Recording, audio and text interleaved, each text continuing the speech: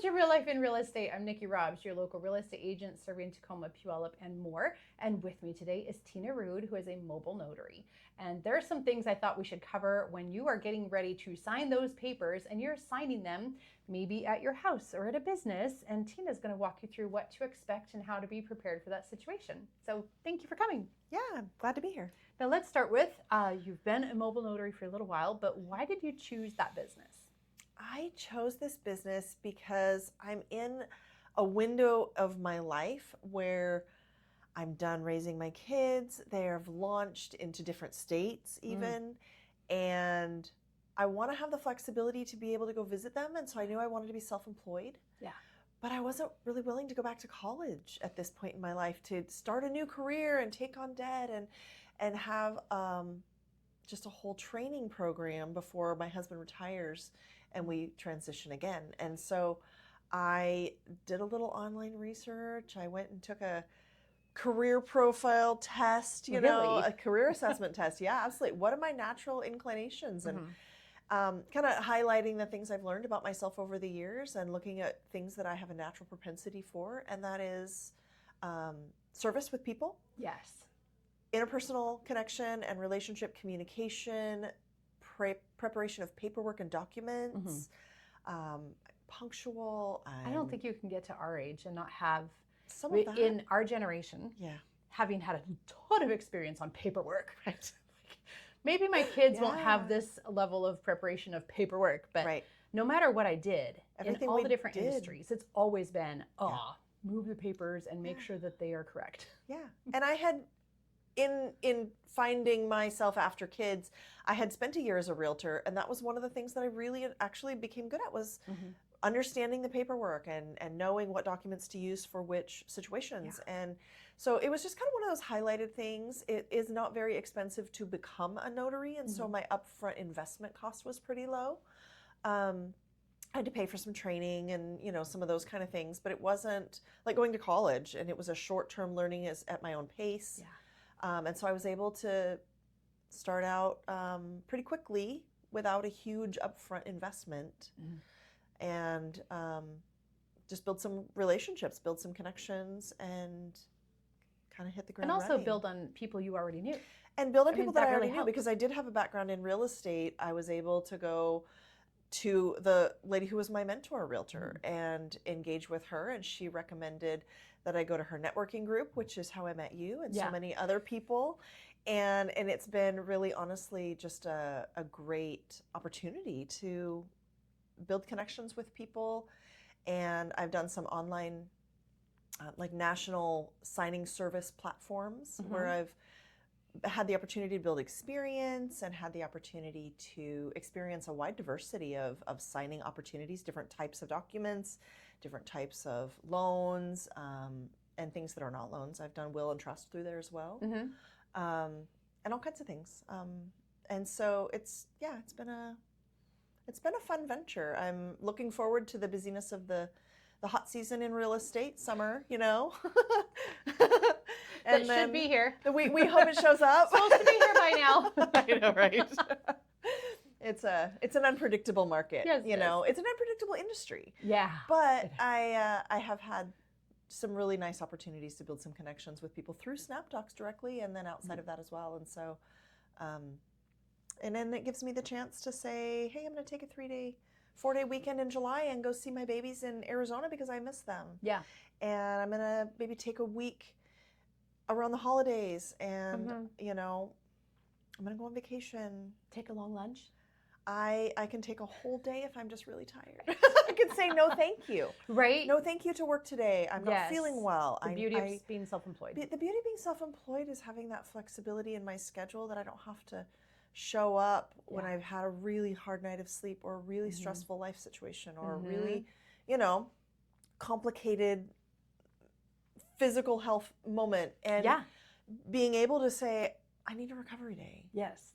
And I'm going to take all the signings I can when I'm, you know. As soon as I recover. As soon as I recover. When I'm through this, then. I'm going to, re-engage and show up. And I get the opportunity to show up full bore when I have capacity to be full bore. Yes. And then scale it back when I don't. That's so important. So, geez. mental health, physical health, emotional health, all of those things. And I worked for other people, I homeschooled, and so I was home for a lot of years. Yeah.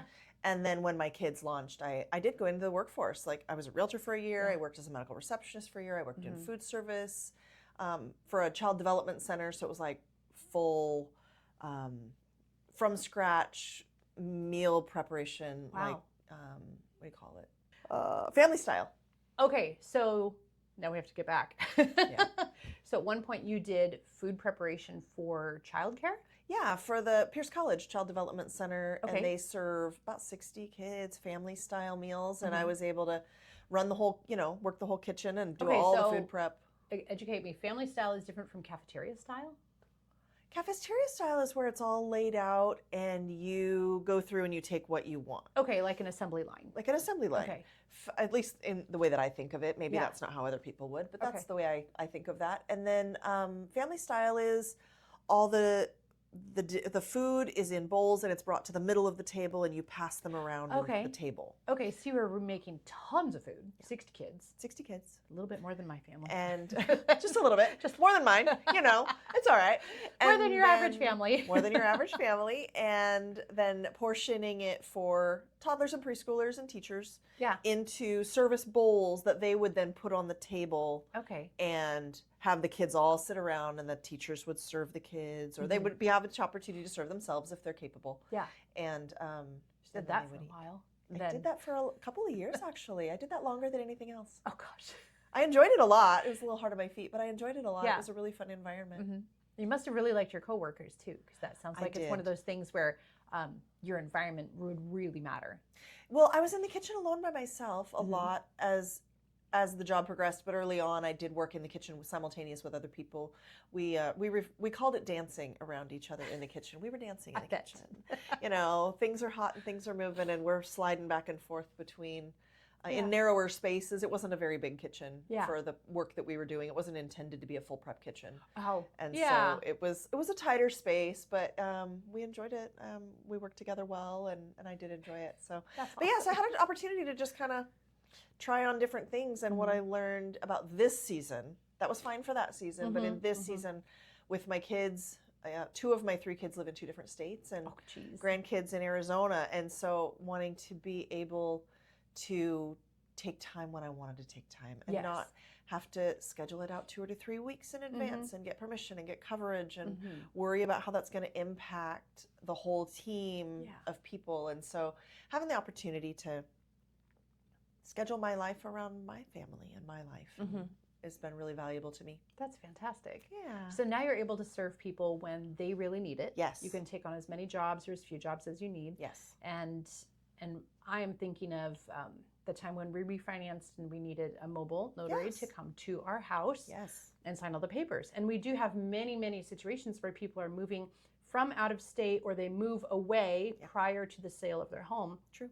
And now they need a mobile notary to come and help them sign all the papers. Yeah. So can you just walk us through what to expect when someone knows that we're going to be signing papers and we're not going to maybe the title office, we're going to something else, coffee shop, home. Where else have you signed papers?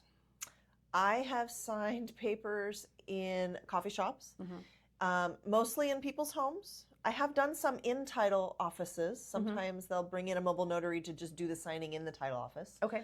And then, and also at people's places of work. The most interesting one was down in the industrial area of downtown Tacoma. I don't know what the business was, but one of the 3 signers was working, and he was actually on shift at that location, and the others came, and we all met there, and I asked him, I was like, oh, do we have a table? Can we go inside?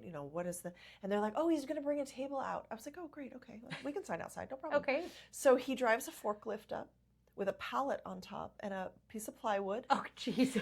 And we stood around the forklift. You serious? I am 100%. I took pictures because it was so wild. But yeah, no, we stood around the forklift and used the platform he just raised it up to the right height. And we stood around and signed an entire buyer's package. Oh my gosh.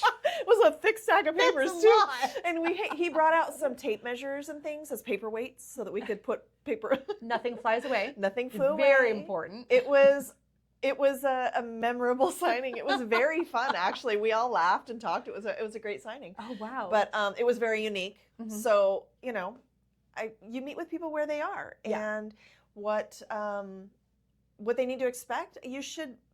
Signers should hear from their notary prior to the signing, just a confirmation of time and address, and yes.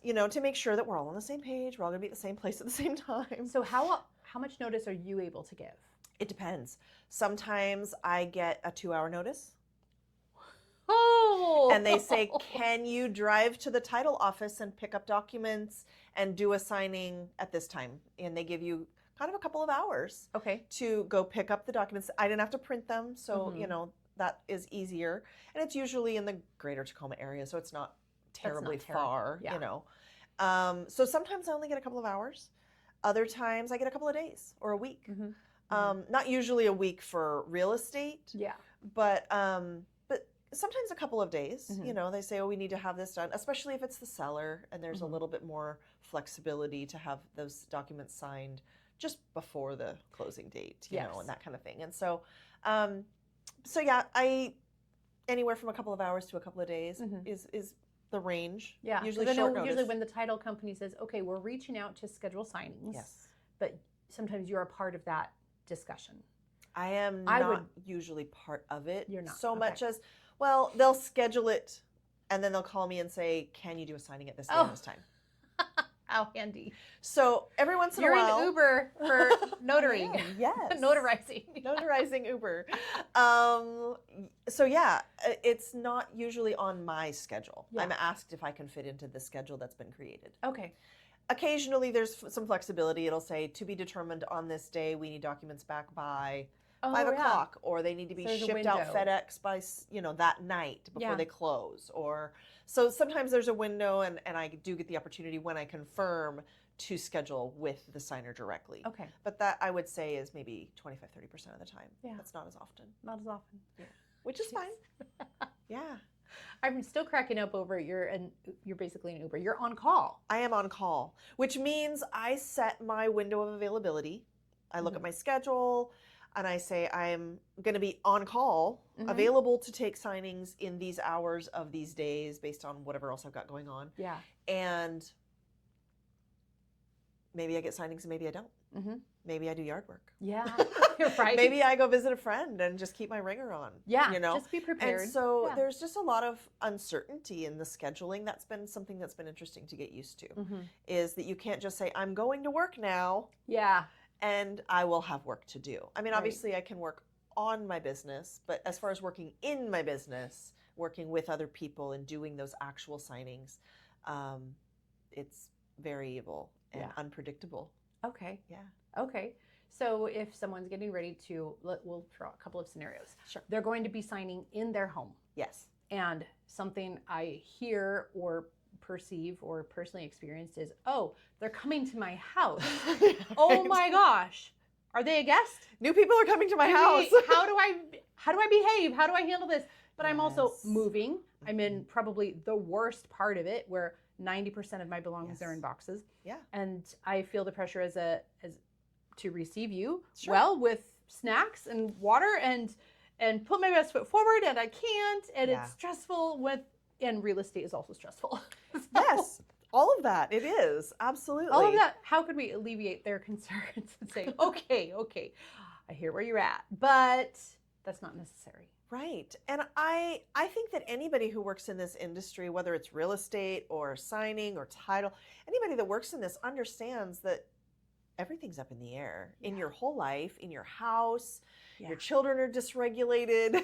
They really are. Yes. It's very normal to have there's an element of chaos involved in the whole process.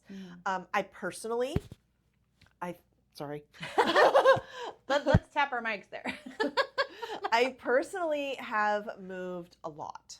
Okay. Each move had its own individual reason and its own circumstance. No, we're not military. We're a little bit crazy.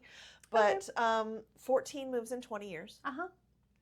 And some of them were interstate moves. A lot of them were just across town. Mm-hmm. But the nearest one, I think, was only a 2 to 3 mile. A couple miles. We went from a rental and we bought a house. And so it was a close move. But I understand moving. Yeah. Yeah. I understand what moving feels like, what it looks like, how overwhelming it is. Mm-hmm. I also raise children. And even if you're just refinancing your house, you live in your house. Your children live in your house. Your pets live in your house. And it's not always clean. And it doesn't have to be. Mm-hmm. It doesn't have to be. Mm-hmm. You should not feel bad that you live in your house. Yeah. Yeah. You don't have to have a Street of Dreams house to host someone. Mm-hmm. Let's normalize messy. Let's normalize messy, lived in real life. Yeah. Real life. And it's okay that it's not perfect. Mm-hmm. Perfect is an illusion. And you're not expecting refreshments. Absolutely not. It's kind when people offer me a glass of water. And if they've already packed up all their dishes, honestly, I have a water bottle in the car and I'm going to be in your house for less than an hour. Yeah. And so it's kind when people offer it to me. And then sometimes I'm like, well, they give me a whole water bottle. I don't think I'm not that thirsty. I'm talking the whole time. There's not a lot of time to stop and take drinks, and but it's very thoughtful, and I do appreciate that. There's an element of a lovely gesture. A lovely gesture, yes. No, and like I said, the expectation. Depending on the amount of documents, how much reading they do, how much they understand, how many interruptions there are, whether it's children or people at the door or people on the phone, or there can be. Typically a signing, depending on if it's seller or buyer, like I said, how many pages, can be anywhere from 30 minutes to an hour. And then if there's more reading, more interruptions, it can take longer. I think most notaries would expect a signing to be done within an hour. Okay. So when you're taking on jobs and you're budgeting your time, I need to be able to drive here and drive there, then you're thinking about an hour, maybe less. Right. Okay. Yeah. And so I think that it's a short window, and I'm a social person. I like to, make commentary and engage with people on a personal level, but I do try to keep that to pleasantries and to a minimum so that we can get down to business and take care of what needs to be done and get on with our day. You won't be asking what books they've read. No. You won't be asking what's that stain on the carpet. No. Oh my goodness, no. When was the last time you washed your dishes? No, not at all. Absolutely not. We live in our houses and we have so many responsibilities on our plate, especially when you're moving. And so, walking around boxes and toys and pets greeting me at the door. Yes, let's talk about the pets. Absolutely. Would you like advance notice of which pets are in the house, or just as we greet you, open the door and say, and we have, expect to see this dog, expect to see this cat. This one is probably already at the door. Certain dogs just like to greet. They do. Dogs like to know who's coming in their space. And some of them sound scary about it, and some of them are just a little pushy. And some of them are very persistent. But a lot of times, dogs who are well loved in their home just come and greet you and meet you and say hi and rub up against you. They might sit on your feet. Yes. And then they kind of go on with their day, or maybe lay down next to you. They realize you're going to be very boring. Yes. And you're not here for them. I'm not there for them. I've never actually had anyone tell me up front that they have pets in their home. I've never asked. I suppose if there were allergy concerns, that might be a whole job thing you should consider about taking on this kind of job when you go into people's homes and they have pets. A lot of people that do have pets, they either kennel them before I get there, or as I'm arriving at the arrival time, they'll kennel them, or they'll put them in another room, or they'll, Right, because as a pet owner, you know how distracted you will be if your pet is interrupting this. And if your pet is not able to greet and calm down. Yes. And be a persistent interactor. Yes. Then, those people I have noticed often will put their pets either outside or in a garage or in a kennel or in another room. Right. Or have the kids take them to their bedrooms or whatever, if they have children old enough to do that. But so those kind of things happen. It's always funny when cats crawl up on the table and want to cuddle the papers, But I am a very pet-friendly person. I've had cats and dogs, and I'm very comfortable with that. Pets sense that. They know when people are at ease with them and when they're nervous with them. And I think that it makes it a smoother thing to just say, oh, here, hi, pet them, scratch acknowledge them, and then just kind of move forward with the signing. And if they're persistent, I'll laugh a little and I might pet them another one, time or two, but just kind of moving forward with the process. And I try to stay on task to honor their time as much as to honor mine. And so, fantastic. Pets are part of life. They are. They live there too. They're definitely part of the life. Oh my gosh. Part of my life. It's been a lot of pet issues. Oh, have you? Oh, you've been my whole life. Last week. But moving on. What about identification and making sure that we haven't packed the right documents, but we still have them available? Yes. What do we need to have? You need to have a current, non-expired government issued ID with a picture and a signature. So that can be a driver's license or state ID, a passport. Military ID can also work. Sometimes the title companies, oftentimes I've noticed the title companies like to have photographs sent back of the IDs. Okay. And so... do we need more than one? Not usually. Okay. There are occasions when there is a form that sometimes they'll ask for two, but the second one can be a birth certificate or social security card. It doesn't have the same signature and photo requirements for a second ID.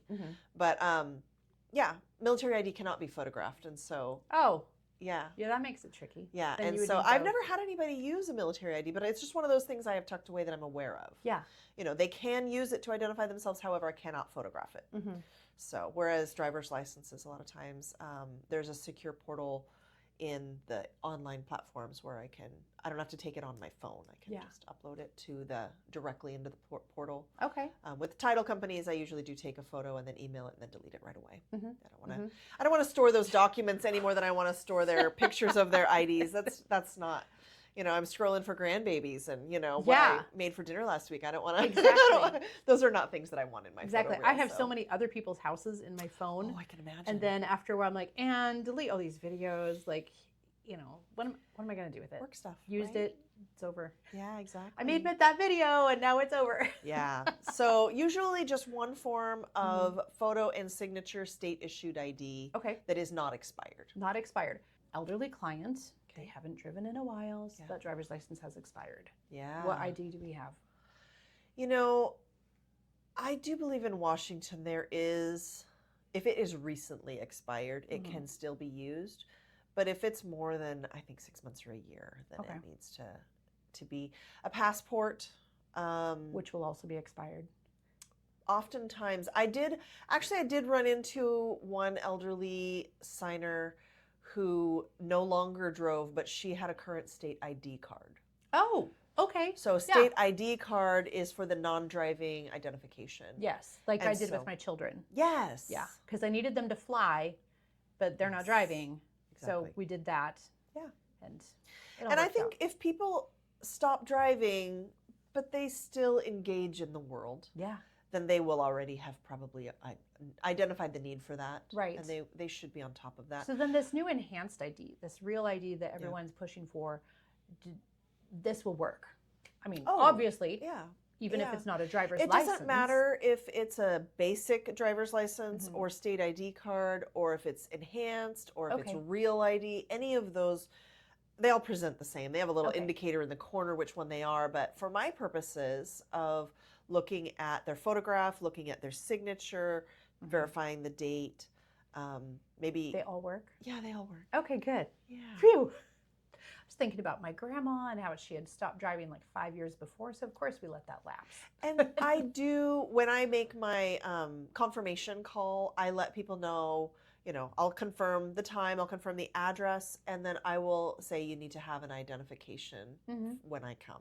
Okay. And so that gives them the opportunity. If they haven't dug it out, then they will do it now. Know that they need to.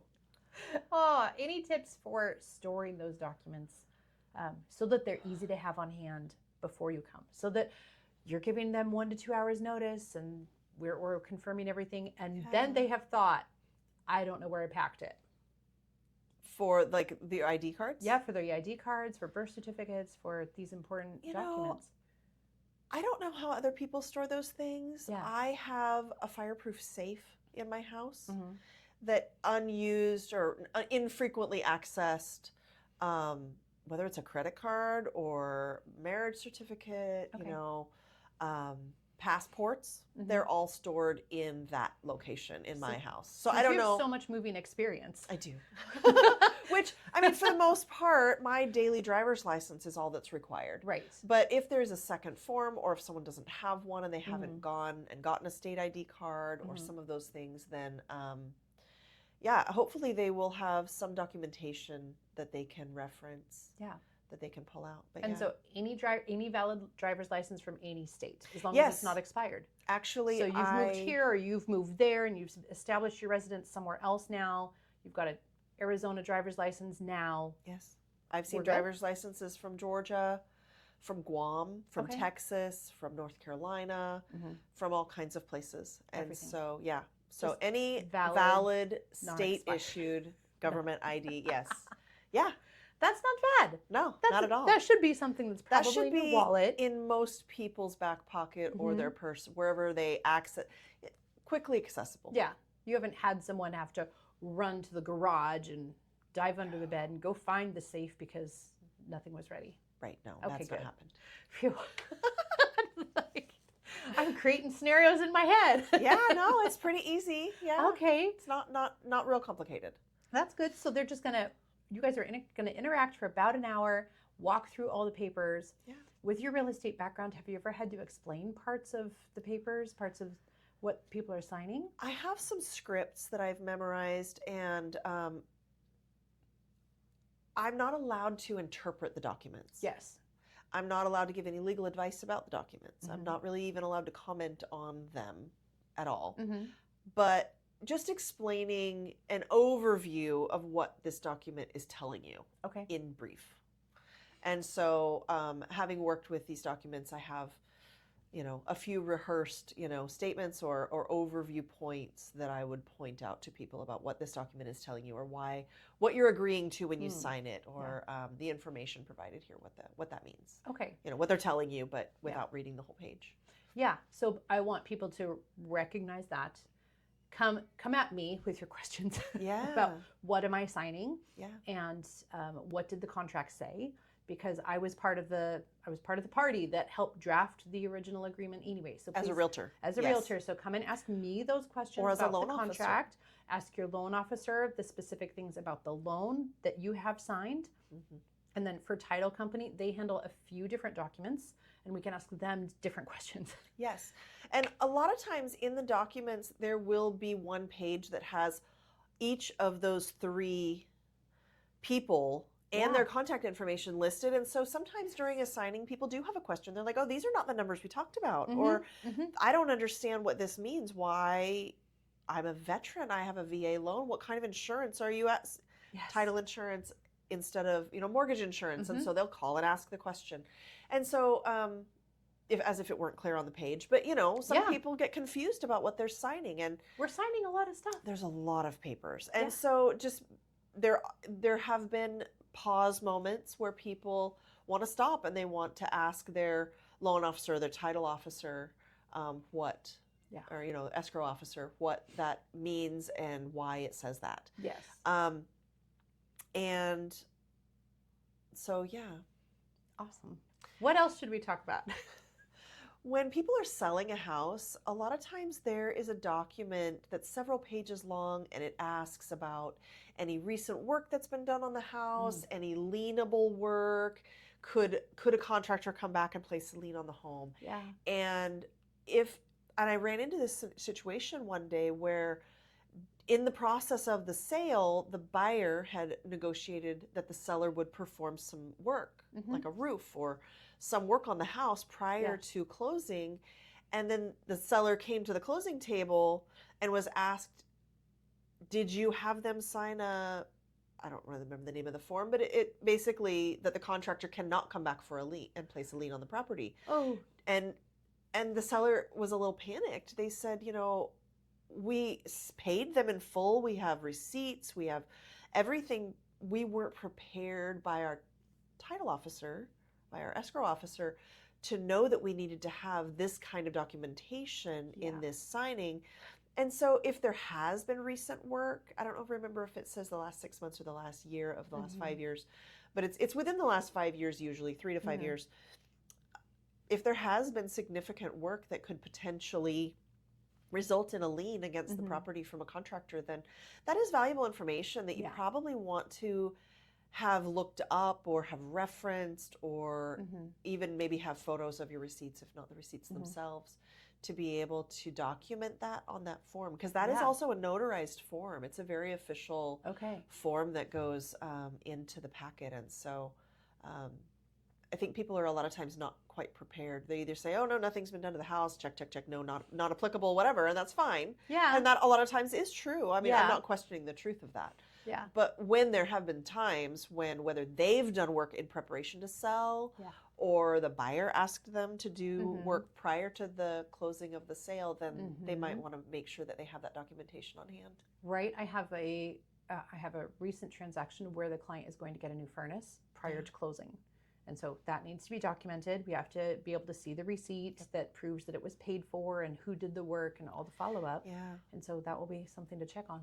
Yeah, and for the seller to be aware that they're going to have to mention it in the closing documents. Yeah. They'll have to write about it. And so I don't know that anybody prepares them for that necessarily. I'm not sure they do, but I do feel like a lot of those sellers are going to be more investors and flippers, and they should be prepared for that. If they do it often, then they already know. Yeah, then they know. Yeah. But if it's just your regular Joe and like, oh, I have to put on a new roof before I sell the house, then there should be one more document to expect. Yeah. Or, we did paint it. Painting is not a cheap thing. It is not. And so I don't know if that qualifies as the work, but because it's not cheap, I think you should protect yourself and say, yeah, paid. Well, and I think anytime you hire a contractor, whether it's just a handyman fixing up little things, or, some major landscape undertaking, or you add a hot tub, you add a retaining wall, you put up a new shed, all these things that potentially have return on investment. Yes. But that means they also have the potential of return negatively. Absolutely. And so anything that a contractor has done that could come back and put a lien on the property that would cloud the title. Oh, we don't want that. We never want that. We don't want that. Yeah. So that sounds like a complex question. People are going to start asking me about. Oh, like, how fun. Okay, we're going to get real versed in this now. I think that just having good documentation. I think it's just valuable to have good documentation, and maybe even to ask your escrow officer when the appointment is made, is there any documentation I need to have for this closing? Yes. Yes. Because if I need receipts, I need to know that I need receipts. And that's a valuable question that they may not think to ask if they, haven't been exposed to the idea. And I don't know how many escrow officers mention it either. I don't either, because I don't hear that. Right. No one talks to me about that. Yeah. I don't know. That's not part of the transaction. Part of my thing. Sometimes you run into a seller who says, "Oh, this number doesn't match what I was told." Yeah. What would you encourage them to do? I know what I would encourage them to do. I would encourage them to call their lender. If they don't have the answers, they should have the answers, but they might end up calling their title officer.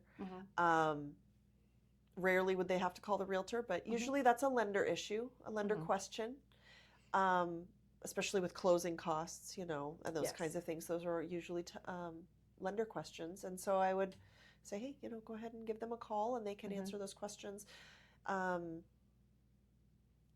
I will say that these documents are emailed out to people prior to the sale. Yes. Prior to closing. And so they have always seller and buyer, you have received the closing documents and refinances 3 days before. Yes. And so we have all had an opportunity to see it. So if there was a mistake, a true honest mistake, your lender, your real estate agent, and title have all had have had 3 days to look at this. Yes. Usually we catch it. Usually. Occasionally something goes unnoticed. Yeah, and so a lot of times I show up And I say, oh, we're going to get started. I'm going to give you an overview. Slow down if you have any, questions. If you want to take a closer look at it, feel free to do that. But, I'm going to give you an overview and show you the signature page, and we'll go at your pace. Yeah. And a lot of times people will say, oh, I've seen all these documents and read them online. Let me just browse the numbers. Yep, that's what it looked like the last time. And they sign off. That is perfect. And that's an ideal situation, of course. And it doesn't happen that way 100% of the time. But, and when I work for the national platforms, they send me the documents and I print them. And like for the one that I have this afternoon, I got the notice this morning and I printed the documents right away. But before I could even print them, I got a second notice that said, please use the updated settlement statement. And so there was already a modification before I even had a chance to print the documents, which is great. They caught whatever and they made an adjustment. And they told you. And then they told me, yes, there's an updated settlement statement. Please discard the first. It's great. That's important. Yeah. Yeah. There is always a few last minute changes. Yeah. And I'm now coaching my buyers and sellers that there could be a small discrepancy between what you receive in your bank account and what you signed for. Yes. There is a certain window that is understandable. It's usually utilities. Yes. That are getting paid up to the minute. I was just about to say that. Yes. Yes. That will be okay, and that will not be the notary's problem. Right. And it's really valuable. People, sometimes in the busyness of life, we have a hard time keeping up with all the emails we get. Very true. But it is so important when you're in the middle of that process to take the time and slow down and actually look at the documents. And that way it prevents a crisis of last minute. What do you mean? Yes. And so having an opportunity to just, slow down, set aside a window of time, make an appointment with yourself to read your documents. And when they come in and ask all those questions prior to the closing, it helps you to have better peace of mind as the signer, as the buyer, seller, refinancer. And it gives everybody a chance to move forward with the sale on time. Yeah. And it can close on time. Everything can record on time. And then the notary can get to her next appointment on time. And you can go back to your life. Go back to packing. Exactly. If you're signing and you're in the home you're selling, you are probably in a crunch. You probably need to pack. Yes. It always takes longer than you think. Always. Yes. Packing. Oh, jeez. Yay. So thank you for being here today. And if you would like more information about a mobile notary and what they do and when you might need one, because we did talk real estate. Yes. There's other things that need to be notarized, wills, estate planning, all kinds of stuff. Oh, if a child is traveling out of country for a vacation, but only with one parent, the other parent has to notarize their authorization. Yes. I have also notarized, general notary work can be all kinds of things. It can be power of attorneys. It can be a child wanting to enlist early in the military. There's so many different things, medical things, legal things. Yeah. Yeah. So where can we reach you? Oh, you can reach me on my cell phone. Okay. I don't have I am in the process of getting an online profile set up, but I do not yet have it set up. But you have email and phone. I do have an email. And my phone number. So all right, great. So we'll put all that contact information in the show notes. Perfect. If you're thinking, I really like Tina, I'd love to work with her for whatever I need next. And then now you've got a notary in your back pocket. There you go. Yay. Awesome. So on call. On call. You're Uber for notarizing. I love it. So thank you for listening to Real Life in Real Estate. And remember, we're right here. We're your neighbors, Tacoma, Puyallup, and General Pierce County, and a little bit more, right? Gig Harbor, yes, Olalla, Lacey, Olympia. We come to you. So thanks so much for being here, and we will see you next time. Yep.